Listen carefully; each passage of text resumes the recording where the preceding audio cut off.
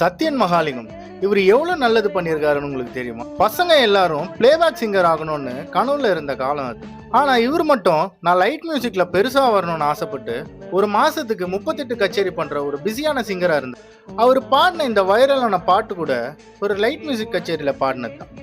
20 வருஷம் முன்னாடி படிப்படியா முன்னேறி நிறைய மூவி சாங்ஸும் பாடி இருக்காரு. வாழ்க்கை நல்லா போகுதுன்னு நினைச்ச நேரத்துல கொரோனா இவரோட வாழ்க்கைய விட்டு வைக்கல.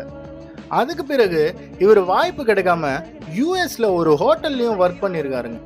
ஒரு 4 மாசத்துலயே இது நமக்கான வேலை இல்லைன்னு தெரிஞ்சுக்கிட்ட அவரு இந்தியாவுக்கு திரும்ப வந்துட்டாரு. வந்த பிறகு லைட் மியூசிக்ல கொரோனானால பாதிக்கப்பட்டவங்களுக்கு ஹெல்ப் பண்ணுன்ற விதத்துல டெய்லி லைவ் போட்டு அதுல பாட்டு பாடி அதுல வர காசை லைட் மியூசிக் மக்களுக்கு கொடுத்து உதவி இருக்காருங்க. ஆனா ஆமாங்க, கிட்டத்தட்ட ஒரு 40 லட்சம் கிட்ட கொடுத்து ஹெல்ப் பண்ணியிருக்காருங்க. இவரோட இந்த பெரிய மனிதனையும் வரவேற்கத்தக்கதுன்னு நீங்க நினைச்சீங்கன்னா இந்த வீடியோக்கு ஒரு லைக் போடுங்க.